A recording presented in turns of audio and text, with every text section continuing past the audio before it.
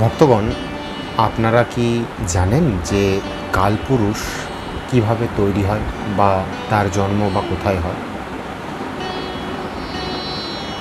কালপুরুষ একটি প্রেতাত্মা বা প্রেত হিসাবে আমরা মোটামুটি সবার ধারণা রয়েছে। তো তার জন্ম কোথায় হয় বা তার অরিজিন কিভাবে তৈরি হয়? প্রথমত আমরা কালপুরুষকে ভালো বা খারাপ হিসাবে গণ্য করার আগে যেটা জানতে হবে সেটা হলো, আমরা জানি ভূত, প্রেত, পিশাচ, ডাকিনী, যোগিনী, কালপুরুষ সবাই একটা মৃত্যুর পরের জন্মাবস্থা, ভৌতিক জন্মাবস্থা। তো বিশেষ করে কালপুরুষ নিয়ে কেন বলছি কথাটা, কালপুরুষ হলো, এই কথাটার মধ্যেই আমরা বুঝতে পারবো, কাল পুরুষ মানে যে পুরুষের ইহকাল থেকে পরকালে তার জীবনকাল শেষ হয়ে ওই পরকালে চলে গেছেন, সেই পুরুষকেই কালপুরুষ বলা হয়। অথবা কালের বিপরীতে যে পুরুষ বাসস্থান করেন তাহাকে কালপুরুষ বলা হয় আক্ষরিক অর্থে।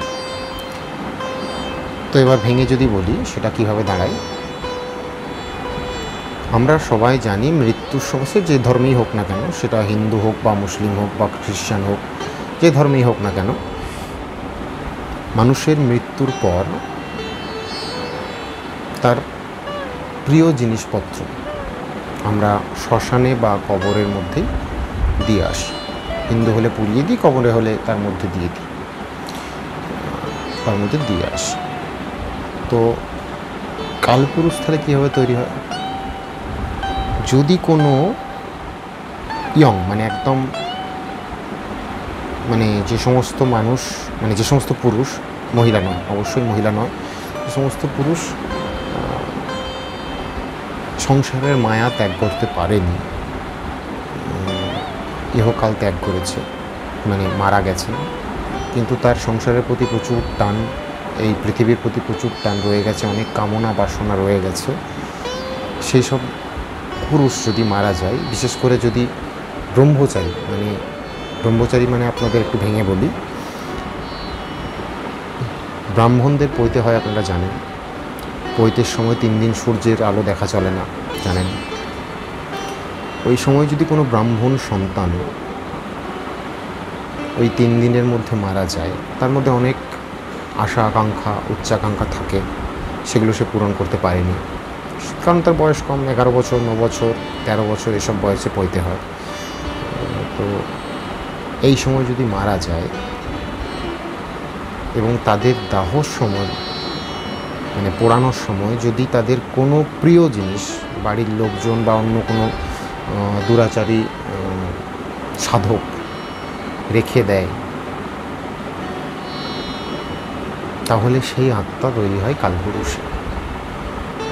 এবার বলি, এদের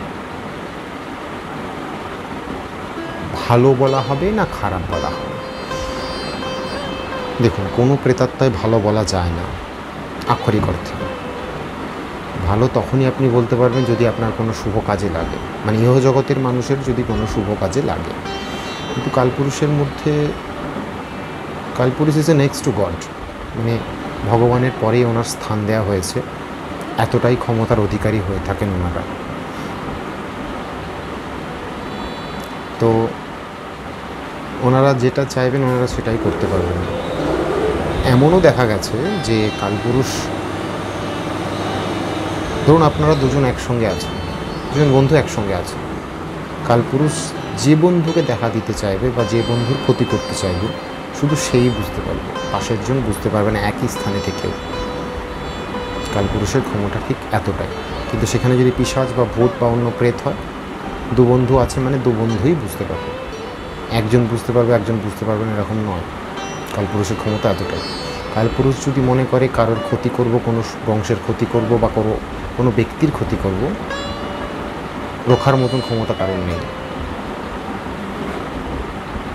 যদি মনে করে কোনো সংসারের উন্নতি করব, ঠিক সেটাও রোখার মতন ক্ষমতা কারণ নেই। তো এবার বুঝলেন জন্ম কীভাবে হয়। তাহলে কালপুরুষের প্রভাব কাদের ওপর পড়ে এটাই এবার জেনে নেওয়া দরকার।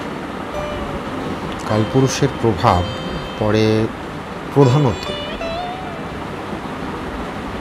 যেমন ধরুন কোনো ব্যক্তি বা কোনো মহিলা, বিশেষ করে মহিলাদের ওপরই প্রভাব পড়ে, কারণ পুরুষ আত্মা এটা,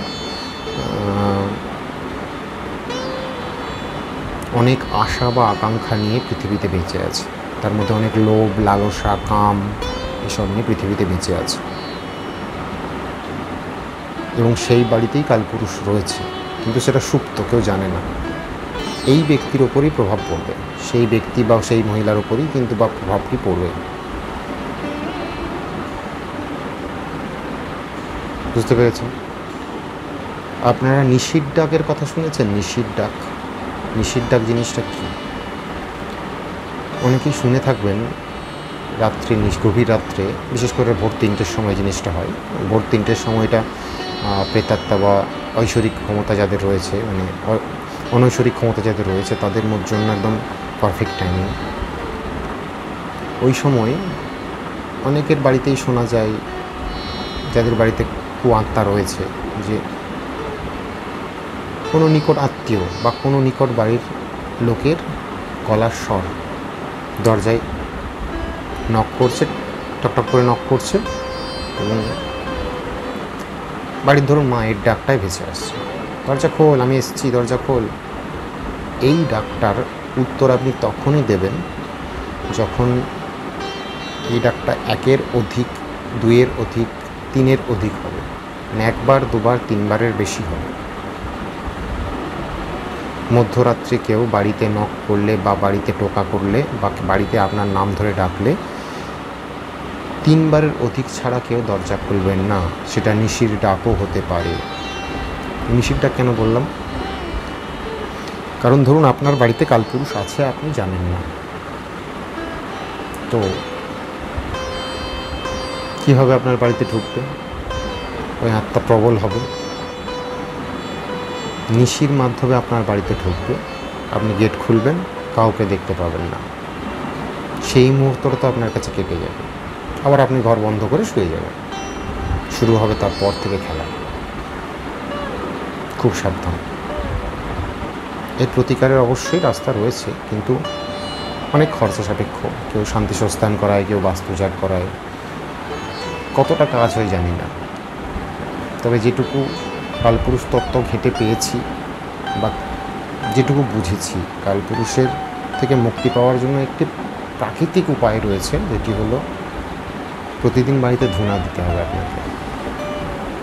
কারণ এখন যে বাড়িগুলি হচ্ছে কোনোটাই বাস্তুশাস্ত্র মেনে হচ্ছে না। ইঞ্জিনিয়ার প্ল্যান দিচ্ছে, রাজমিস্ত্রি বাড়ি তৈরি করছে, তো প্রাকৃতিক উপায়ে বাড়ির জিনিসটি করতে হবে, আপনাকে ধূনা দিতে হবে। কী কী দিয়ে?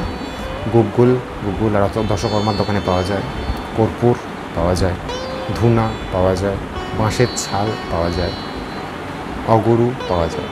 এই কটা জিনিসের একসঙ্গে সংমিশ্রণ করবেন, দিয়ে প্রতিদিন, যাদের বাড়িতে মনসা আছে তাদেরকে বলছি মনসা মন্দির বাদ দিয়ে গোটা বাড়িতে ধোঁয়া দেন। যাদের বাড়িতে মনসা মন্দির নেই তাদের কোনো দেখার দরকার নেই, গোটা বাড়িতে আপনি অনায়াসে ধুনো ধরতে পারেন। প্রচুর পরিমাণে ধোঁয়া দেন, ধুনো দেন অহরহ, দেখবেন অনেক কাজ হয়েছে।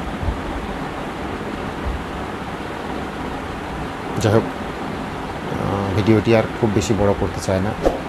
মহামন্ত্রম চ্যানেলে যদি আপনি নতুন হয়ে থাকেন তো অবশ্যই আমাদের চ্যানেলটি সাবস্ক্রাইব করে আমাদের সঙ্গে থাকুন।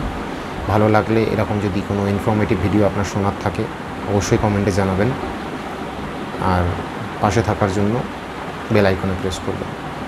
ভগবান সবার মঙ্গল করুন।